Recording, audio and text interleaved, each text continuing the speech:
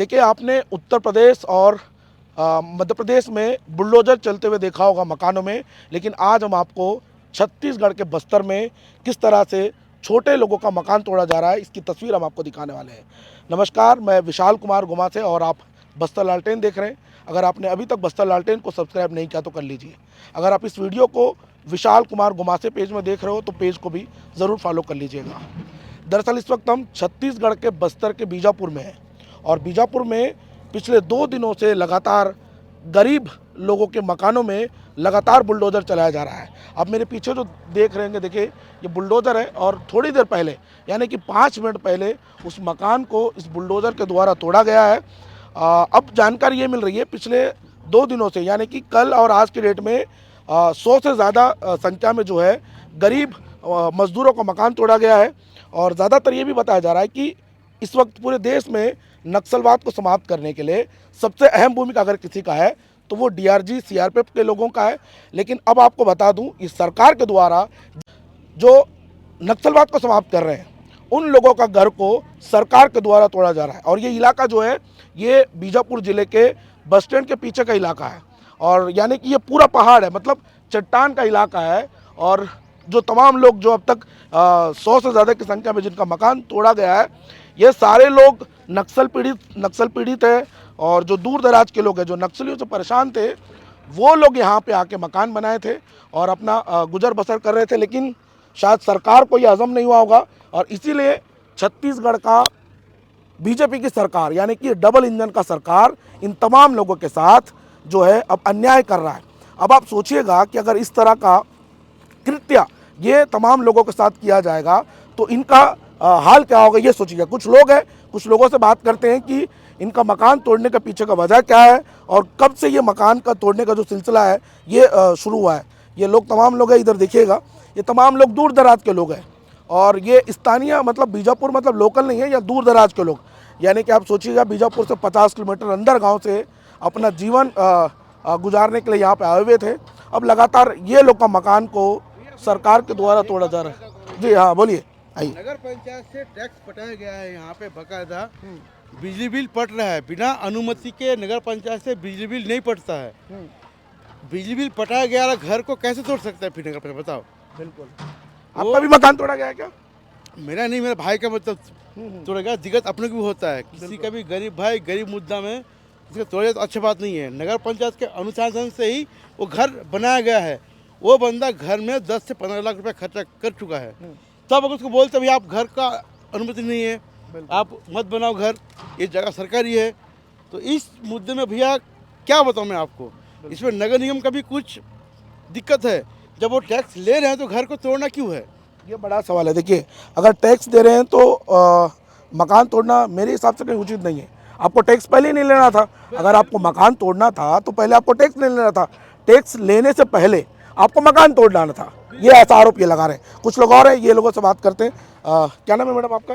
Sir Lavani कोड़े। अच्छा, गर्भवती हो आप? जी सर। अच्छा, तो आपको मकान तोड़े क्या?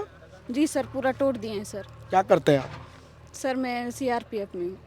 अब देखिएगा, सीआरपीएफ से है। अब देखिए, नक्सलवाद को यही लोग समाप्त कर रहे हैं। अब सोचिएगा, नक्सलवाद को ये महिला कमांडो है। अभी लगभग कितना महीने से? 9वां महीना है सर। 9वां महीना है और 9वें महीने में सोचिएगा इनको बिस्तर में रहना चाहिए था, आराम करना चाहिए था। लेकिन जिस तरीके से बीजापुर नगर पालिका के द्वारा इनके साथ अत्याचार किया जा रहा है, अब सोचिएगा इन पे क्या गुजर रहा होगा। ये दीदी थोड़ा सा बताइए। से हूँ सर, पामगल की हूँ। एक तो ऐसे जॉब में आप तो जानते हो अंदर गांव में जाके रह नहीं सकते हैं। अब यहाँ पे घर बना लिए। घर भी ऐसे ही नहीं बनाए सर, पहले नगर पालिका से अनुमति लिए, बिजली बिल भी पटाते हैं, टैक्स भी पटाते हैं, उसके बाद ही घर शुरू किए। नीचे कल तोड़ फोड़ हो रहा था, लेकिन ना हमको ना कोई कागज दिए ना कुछ दिए कि तुमको घर खाली करना है। आज सुबह टाइम शायद 9 बजे दिए और आके तुरंत बोलते हैं कि खाली करो। मैं बोली तहसीलदार सर से, सर मुझे 1 घंटे का मोहलत दीजिए, कम से कम मैं कुछ तो सामान निकाल लूँ। लेकिन जब तक मेरा घर टूटा नहीं, तहसीलदार सर वहाँ से हटे नहीं। बोलते हैं कि तुम कल से क्या कर रही थी। कब तोड़े मकान आपका? सर इतना देर वही कार्रवाई चल रहा था, मेरे घर का ही चल रहा था। अभी जस्ट उसको तोड़े तब जाके इधर आए हैं। कौन कौन रहता है आपके घर में? सर मेरे हस्बैंड, मैं और मेरा बच्चा। हस्बैंड क्या करते हैं? कुछ नहीं करते हैं सर। सीआरपीएफ में कब आपका भर्ती हुआ? सर 17 में। 17 में। जी सर। तो किसी पुलिस के अधिकारियों से बातचीत करने की जैसे सर, जैसे मेरा सीट वाला घर था, जस्ट लगा अगल बगल में है, वो घर साफ सेफ है, लेकिन मेरा घर टूटा है, एक हाथ का भी दूरी नहीं है सर। वो सब वो भी तो अवैध में ही आ रहा होगा ना सर। बिल्कुल बिल्कुल बिल्कुल। देखिए ये सीआरपीएफ की महिला कमांडो है और आज सुबह ही इनका घर को तोड़ा गया है बुलडोजर के द्वारा। और देखिए आप, सबसे बड़ी बात यह है कि यही जो इलाका आप देखिएगा, पहले इलाकों को दिखाइए। पहले ये जो इलाका है पूरा चट्टान का इलाका है, मतलब पत्थरों से भरा हुआ इलाका है और ले दे के जैसे तैसे इन्होंने घर बनाया है। लेकिन सरकार को शायद हजम नहीं हुआ होगा। यहाँ पे अगर माइंस की बात करें, जिस तरीके से अभी देश में चल रहा है, जैसे आरावली पहाड़ को तोड़कर माइंस निकालने की बात की जा रही है। छत्तीसगढ़ के कुछ इलाके हैं, बस्तर के कुछ इलाके हैं, वहाँ से माइंस निकालने का जो है कोशिश किया जा रहा है। मुझे नहीं लगता है कि यहाँ पे कोई माइंस निकलेगा, क्योंकि ये पूरा पत्थरों से भरा हुआ इलाका है। अब शायद सरकार क्या निकालेगा और क्या निकालने वाला है शायद सरकार जाने, लेकिन अगर ऐसे लोगों के साथ जो देश की रक्षा कर रहे हैं, नक्सलवाद को समाप्त कर रहे हैं, ऐसे लोग के साथ अगर अन्याय होगा तो ये सरासर गलत है और सरकार ये बहुत गलत कर रहा है मेरे हिसाब से। कुछ लोगों से और बात करते हैं, इधर पीछे जाके बात करते हैं। अब देखिएगा ये तमाम लोग आज बेघर हो गए।